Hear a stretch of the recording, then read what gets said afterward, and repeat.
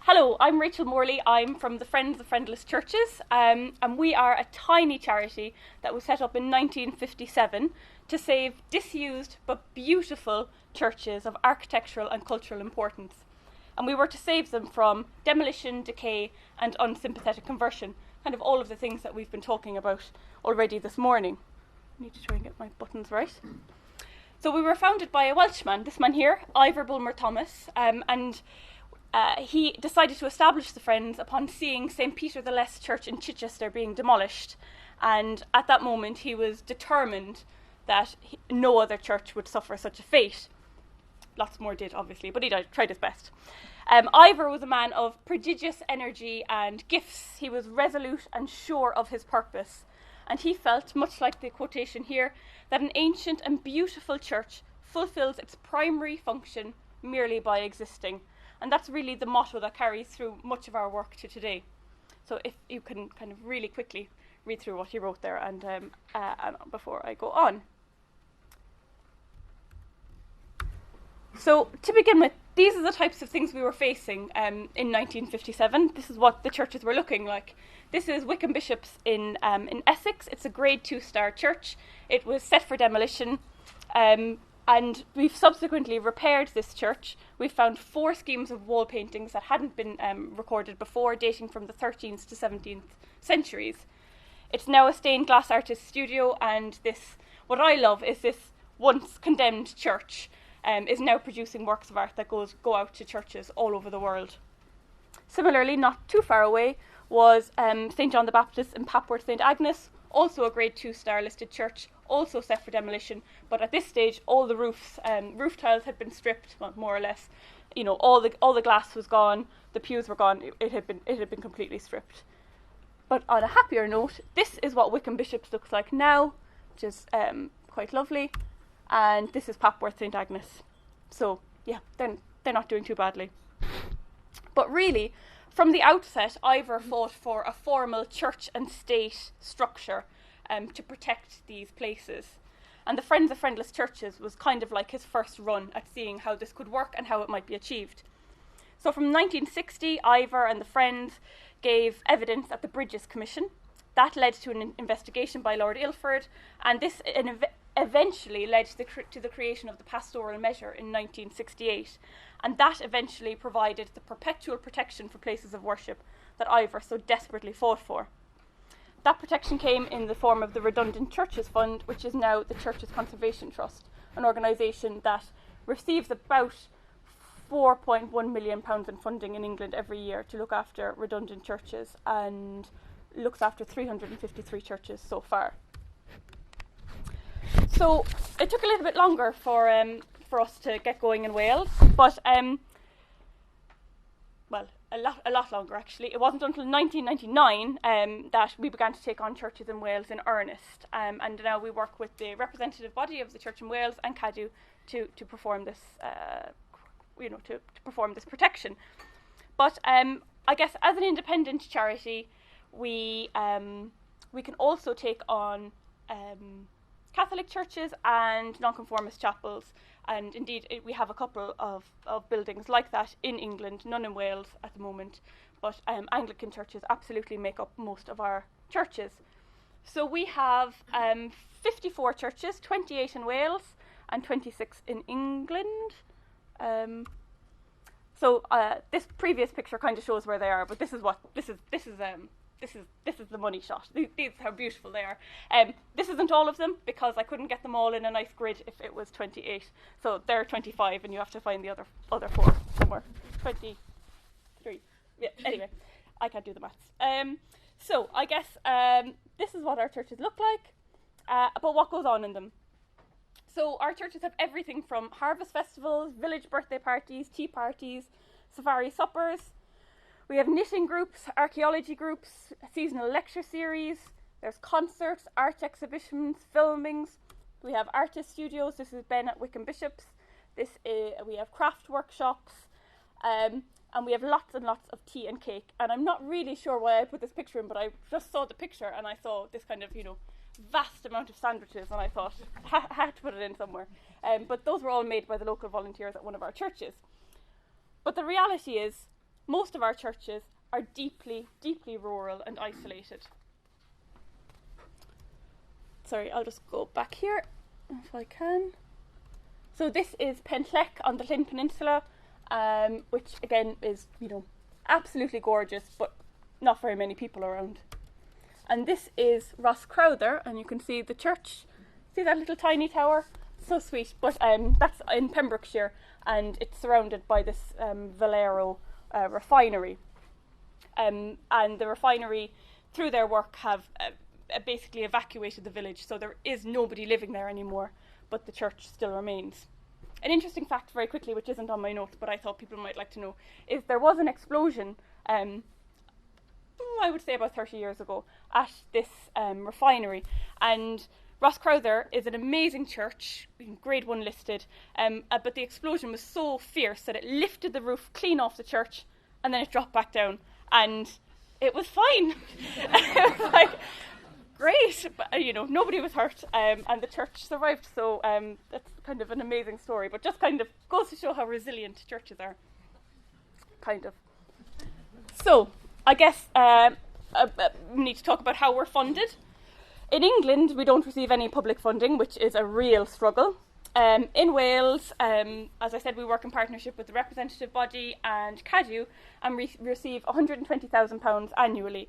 Now that £120,000 goes towards repairing our existing estate, repairing and maintaining it, and also taking on 1 or 2 new churches each year. So, as you might imagine, there's not a lot of change left over from that. So we boost our grant income through our membership income, as well as through donations, legacies, investment income, and occasional grants from trusts and foundations. This picture has nothing to do with what I'm going to say now, but it's quite a powerful picture, so I'm just going to leave it up there. I consider our supporters threefold. Our members and our donors support us financially through subscriptions and donations. Our volunteers support us through their time, their dedication and affection, and our social media followers through increasing our reach and our voice. So we have lots of support in this way, but really we are a tiny, tiny organisation. In fact, I am the first and only full-time member of staff the organisation has ever had. We have a part-time assistant. I have a part-time assistant. And we have a digital media manager who works a couple of days a month. We work in partnership with the Ancient Monument Society, which is one of the national amenity societies throughout England and Wales, and that helps us to keep our overheads, things such as rent, to an absolute minimum. So we are lean. We couldn't be leaner. The focus is on keeping staff and overhead spend low, and that's absolutely been our strength, and without a doubt has aided our survival through our early years of penury. But so because of the nature of our funding and our resources, we can only really ever be light touch in our approach.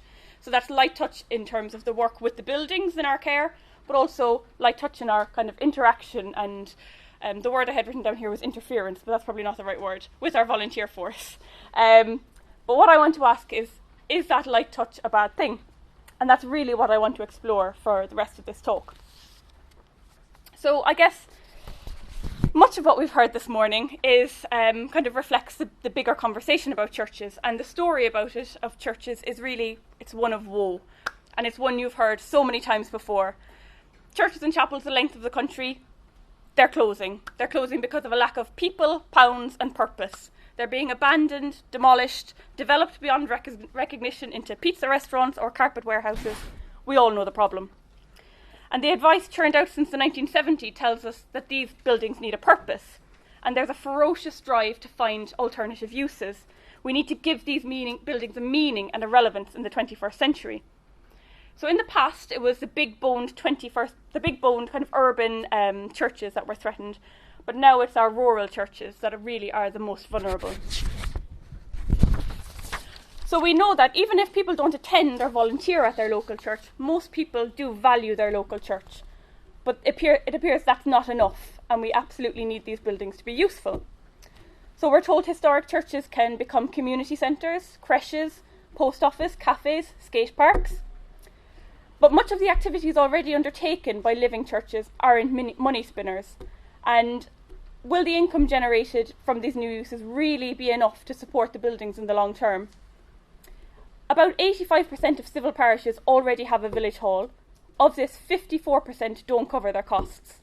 So why would you force a failing model on our irreplaceable built heritage?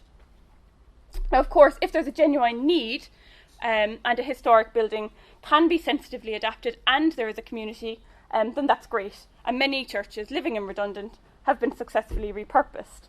And I've given examples at the beginning of the different activities that go on in our churches. And we have adapted some of ours, but as most of them are deeply rural, we keep them as they are. So as I said, there's a lot of really great stuff going on up and down the country, and I'm really delighted by this. So if there's an appetite, that's great. And if, for our point of view, where there is a community or even just one person with that church, we exist to support and facilitate their enjoyment of the church, and that's our function. But the problem is bigger, and most churches are no longer surrounded by the communities to sustain these new uses. There was a 2017 survey by the National Churches Trust, based in Wales, a Sacred Wales survey. 32% of the respondents identified attracting new users and volunteers as key to their place of worship remaining open and active within their community. But only 19% felt that they needed new facilities or reordering or access improvements. So it was people were saying that actually there aren't the people around to use the building. But there will never be, and there isn't, and there will never be a one-size-fits-all model. Every church and community is different, and that will absolutely differ over time. This is Llanfaglan Church, in Gwynedd in North Wales, St Baglan's Llanfaglan, and it is my absolute favourite church. So that's it there as well, in a circular enclosure, but I'm just leaving the picture of it up there because it's really beautiful. But many churches have been closed for many years, a long time, as their futures are being deliberated. And in that time, they have been locked up, they're rejected, they're forgotten, they're forlorn.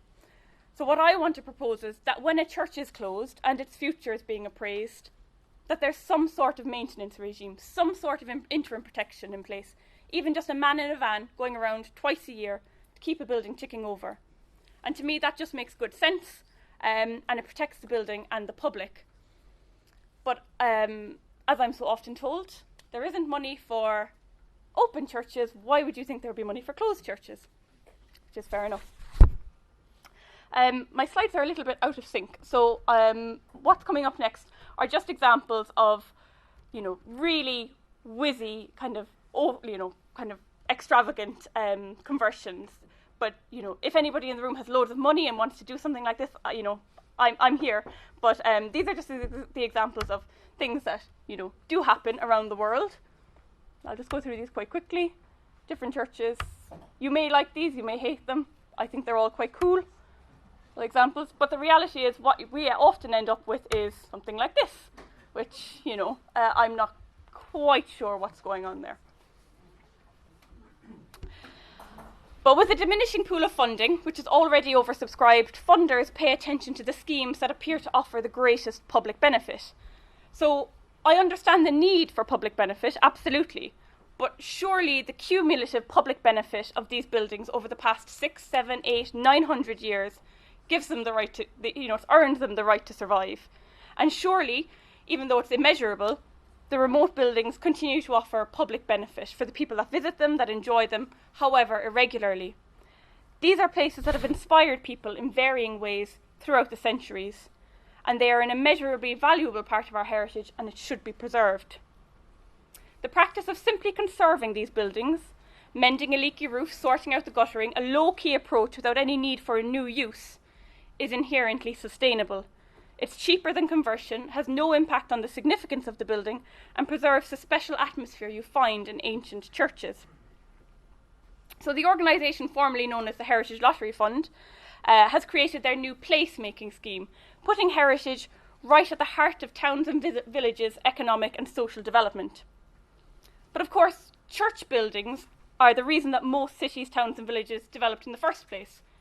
So perhaps they could be repaired and maintained because their presence and their significance is central to the making of that place in the first place.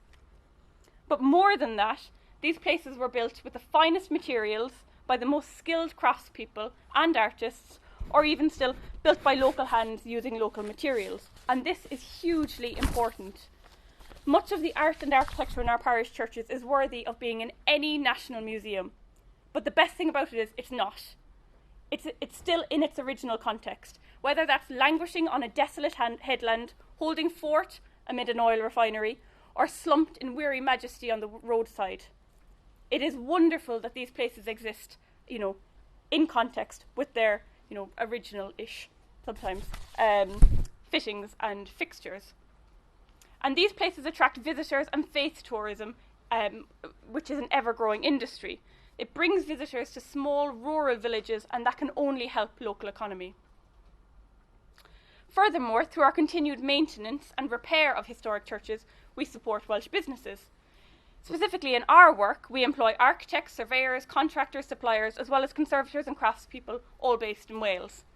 We can claim a direct economic benefit. Since the beginning of the new mechanism in 1999, we've spent well over £2 million just in conserving, repairing historic churches. So it seems unfair that heritage, this really important heritage with only a handful of people in the immediate vicinity, is judged on the same criteria as buildings that are in large urban centres with substantial populations. Now, one of my biggest bugbears is Ivor at Llanfaglan. He's one of our best volunteers, but just to move on. One of my biggest bugbears is that a place of worship is defined by most funders as having a place that's having 6 services a year. So even though we look after some of the most important places of worship in the country that are often more open and in use than active churches, we're unable to apply. But on the same hand, we hear how worship spaces, how people use these places of worship, is changing. Our churches may not be active centres for mission, but they remain consecrated, they are still spiritual places, and they're still permanent witnesses in the landscape. Most of our churches, over 80% of our churches, are open 24/7, so that if somebody seeks out a place to pray, to think, or just be, our doors are open. Wellbeing doesn't operate on a 9-to-5 basis, and neither should churches. In other cases, as I've mentioned previously, we don't pass the public benefit test. And I really don't understand why that is. Our churches, over 80%, open 24/7. It's not directly quantifiable, but we get lots of visitors. We know from the names in the visitors' books, the letters, the postcards received, the photos shared on social media. Isn't there any public benefit in this? Is there not a public benefit in having free access to your heritage? Free with informative, attractive, bilingual guides? Or does heritage only apply, or does public benefit only apply if you've got a toilet and a kettle? Would Mount Edo be improved by a portaloo?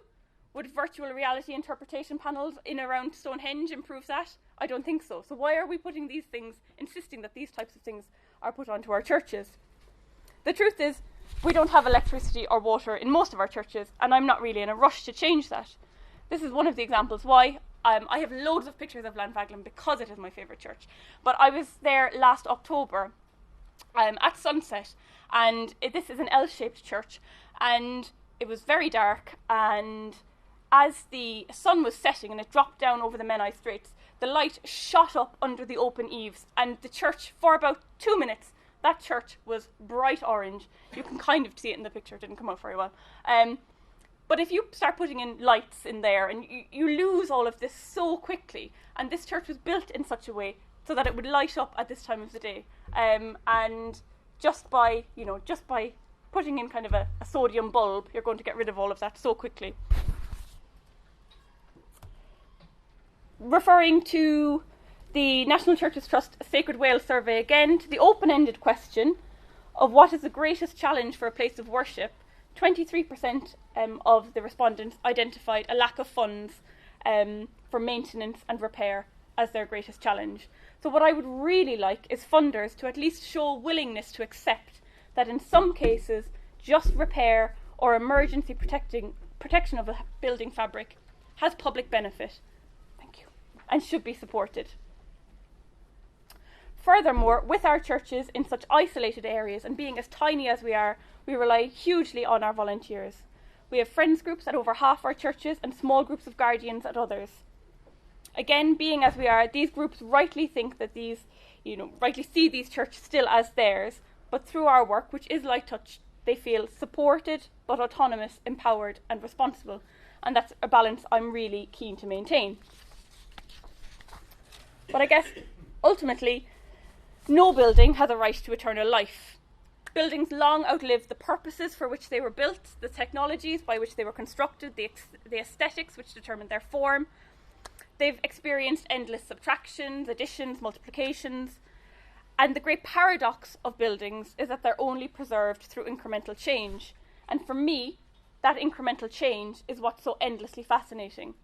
The changes in use and users over history imparts a rich and complex story. So what I've just said might think that I'm for the fossilization of churches. That is absolutely not true. But I want us to take a long view. I think we need to think in centuries, not just within our own lifetime.